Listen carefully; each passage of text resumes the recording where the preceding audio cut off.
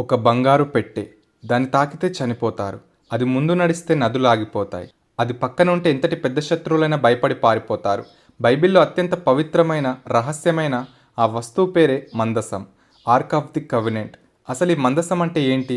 దీని వెనుకున్న కథ ఏంటి? ఈ వీడియోలో క్లియర్గా తెలుసుకుందాం.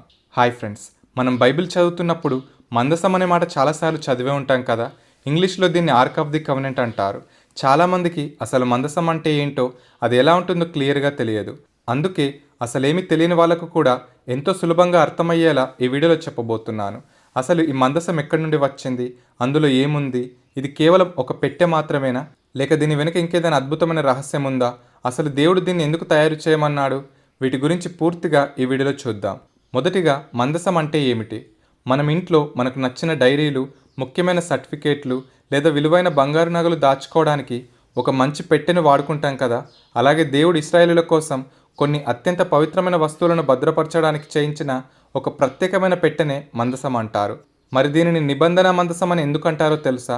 నిబంధన అంటే ఒప్పందం. దేవుడు తన ప్రజలతో చేసిన ఒప్పందానికి గుర్తుగా ఈ పెట్టెను చేయించాడు, కాబట్టి దీనికి ఆ పేరు వచ్చింది. ఈ మందసం ప్రస్తావన మొదటగా బైబిల్లో ఎక్కడ వచ్చిందో తెలుసా? పాత నిబంధనలోని నిర్గమకాండం 25వ అధ్యాయంలో దేవుడు మొదటిసారిగా దీని గురించి మాట్లాడాడు. ఇశ్రాయేలీలు ఐగుప్తు దేశంలో బానిసలుగా ఉన్నప్పుడు దేవుడు మోషే ద్వారా వారిని విడిపించి అరణ్యంలోకి నడిపించాడు. అలా వెళ్తున్నప్పుడు సీనాయి పర్వతం దగ్గర దేవుడు మోషేకు 10 ఆజ్ఞలు ఇచ్చాడు. అదే సమయంలో దేవుడు మోషేతో మాట్లాడుతూ, నా ప్రజల మధ్య నేను నివసించడానికి ఒక గుడారాన్ని ఏర్పాటు చేయాలి. ఆ గుడారంలో అన్నిటికంటే ముఖ్యమైన చోట, అంటే అతి పరిశుద్ధ స్థలంలో ఉంచడం కోసం ఒక పెట్టెను తయారు చేయాలని చెప్పాడు. ఆ పెట్టెనే ఈ మందసం. మందసం దేనితో చేశారు? దాని రూపురేఖలు ఎలా ఉంటాయి? దేవుడు దానికి కావలసిన కొలతలు, డిజైన్ ప్రతిదీ మోషేకు చెప్పాడు. అరణ్యంలో లభించే గట్టి తుమ్మకర్రతో ఈ పెట్టెను తయారు చేశారు. ఈ పెట్టెకు లోపల బయట అంతా స్వచ్ఛమైన బంగారు రేకులతో కప్పారు. దీనివల్ల అది పూర్తిగా బంగారంతో చేసిన పెట్టెలా మెరిసిపోయేది. ఇది సుమారు 2 మూరలున్నర పొడవు, 3.5 వెడల్పు, 3.5 ఎత్తు ఉంటుంది. అంటే మన ఇంట్లో ఉండే ఒక చిన్న టేబుల్ పరిమాణంలో ఉంటుంది. ఈ మందసాన్ని ఎవరు నేరుగా చేతులతో తాకకూడదు, ఎందుకంటే అది చాలా పవిత్రమైనది. అందుకని దానికి 4 వైపులా బంగారు రింగులు పెట్టి వాటిలో నుంచి దూర్చడానికి బంగారు పూత పూసిన తుమ్మకర్రలను ఏర్పాటు చేశారు. ఆ కర్రలను భుజాల మీద పెట్టుకొని యాజకులు దీనిని మోసేవారు.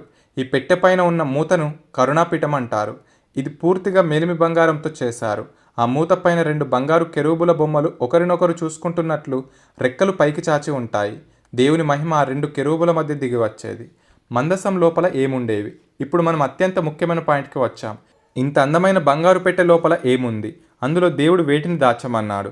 బైబిల్ ప్రకారం అందులో 3 పవిత్రమైన వస్తువులు ఉండేవి. ఒకటి 10 ఆజ్ఞలు గల రాతి పలకలు. దేవుడు తన వ్రేలితో రాసిన మోషేకు ఇచ్చిన 10 నియమాలు ఉన్న 2 రాతి పలకలను ఇందులో భద్రపరిచారు. 2 మన్నా గల బంగారు పాత్ర. ఇశ్రాయేలీయులు అరణ్యంలో ఆకలితో ఉన్నప్పుడు దేవుడు ఆకాశం నుండి మన్నా అనే ఆహారాన్ని కురిపించాడు. దేవుడు తమను ఎలా పోషించాడో భవిష్యత్తు తరాలకు గుర్తుండడానికి కొంచెం మన్నాను ఒక బంగారు పాత్రలో ఉంచి ఇందులో దాచారు. 3 చిగురించిన అహరోను చేతి కర్ర. దేవుడు అహరోనును మాత్రమే తన సేవకుడిగా ఎన్నుకున్నాడనడానికి గుర్తుగా ఎండిపోయిన ఒక కర్ర రాత్రికి రాత్రి చిగురించి బాదం పూలు పూసి పండ్లు కాసింది. ఆ అద్భుతమైన కర్రను కూడా ఈ మందసంలో పెట్టారు. ఇప్పుడు ఈ మందసం యొక్క ప్రత్యేకత ఏంటో చూద్దాం. ఈ మందసం ఇశ్రాయేలుల దగ్గర ఉన్నంత కాలం దేవుడి స్వయంగా తమతో ఉన్నాడనే ధైర్యం వారిలో ఉండేది.